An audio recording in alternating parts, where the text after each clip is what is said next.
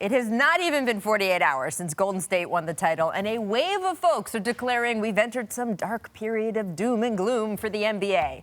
It's as if the Warriors are so dominant, they're like a pestilence spreading across the land, blotting out the sun. Oh, is that what that is? This sounds alarmist, ridiculous, and also just bizarre. What happened to us as sports fans? We stopped wanting to see greatness. I mean, I get it. We're in an era where we will complain about anything, but you need to be a special kind of troll to be saying, oh yeah, beautiful flow, exciting trick shots, gritty defense, a collection of talent we haven't seen in decades. Meh, nobody wants that. The truth is, apparently a lot of people want that because this year's NBA Finals were the highest rated in nearly 20 years. Since when? Since, well, funny you should ask, the end of the Michael Jordan Bulls era. Which brings us around to the other chorus that's been sung loudly and often since the Warriors won the other night. That even if you do like good basketball, seeing it go unchallenged is somehow boring. Which would be true, except just like that with MJ and Scottie, there are challenges to this Warriors team. And watching the rest of the league stretch and reach and scheme and work to figure out the Golden State puzzle, that's going to be one of the great joys of the next few seasons. We've already seen the beginning of it.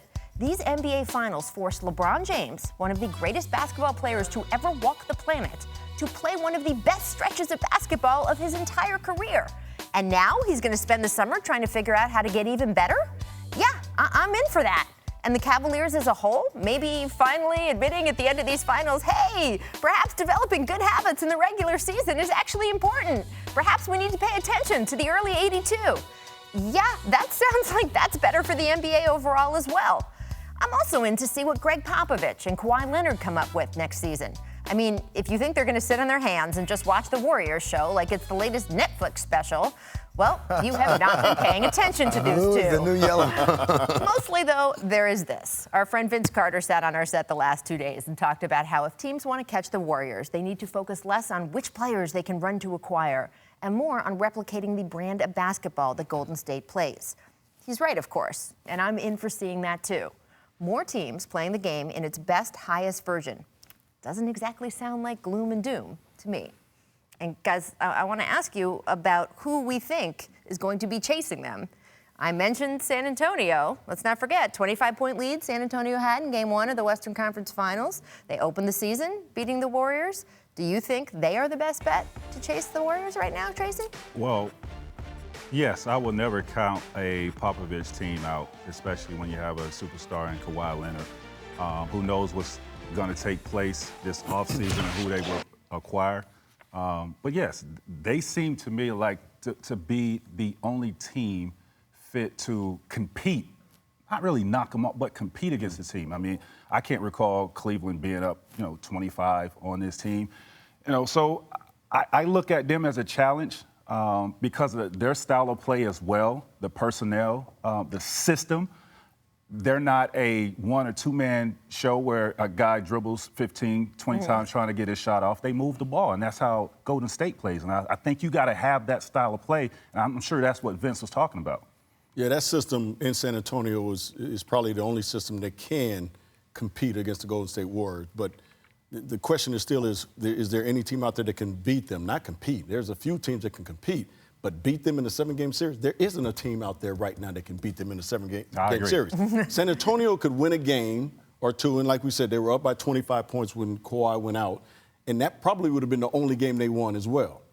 So I don't see a team right now in the next 2 or 3 years, if Golden State stays together, that can beat them in the 7-game series. Not one. When it comes to the Spurs, I think both of you guys hit it on the head, that they have you have to have a system in play. Absolutely. That's what Vince was talking about. It just can't be our 5 against your 5. It's got to be all together. But whenever you're talking about a dominant team versus an underdog, I feel like there's a set of circumstances where the underdog can win the series. Now, is it likely? Probably not, especially when you need all of them to happen. But you put yourself in a position that if those things happen, we can pull it off. That's what Cleveland did last year. I was going to say, isn't that how the Cavs had the title They put themselves in a position. I mean, there's a lot of things took place for them. A lot of things took place. Like you said, all of them have to take place for it to happen. Sure, but you have to be ready when all those things take place. You can't be like, well, they're going to win, so what else am I going to do? So I think San Antonio's there. I'm going to throw a dark horse in here. Not next year, but soon. I think the Milwaukee Bucks are going to be a team we're talking about as a championship caliber team. If they stay healthy. If they stay healthy, it really depends a lot on who they get as a general manager. I would be very excited to see them get out of the early rounds. I'm saying, well, I mean, think about where Golden State was before Steve Kerr got there. Right. We were just excited for them to get out of the first round. And then all of a sudden, now they're the most dominant team. When you look at the pieces that the Milwaukee Bucks have, we talk about Giannis, we talk about Chris Middleton, Jabari Parker, all 6'8", 6'9", long, multi-skilled, multi-positional, right? That's the kind of team that Golden State struggles against. The guys that can switch against them and all that. That's a great name. They got a long way to go. They need to find a new general manager. They need to add some more talent, I think. Shooting is a big thing. But if they stay the course and they continue to develop, I think that's a team that could give Golden State a run for its money. You guys, none of you mentioned Cleveland. No. Cleveland got two great players. Not with what they have now. No. Right. I mean, we've seen that. Nothing's going to change if they don't change. Right. They got two great players. And I think we all can say they got two great players, Kyrie Irving, LeBron James. After that, they got to add another piece that's considered a great player. I would go as far as say they got one immensely great player, and then there's a drop-off. That's what.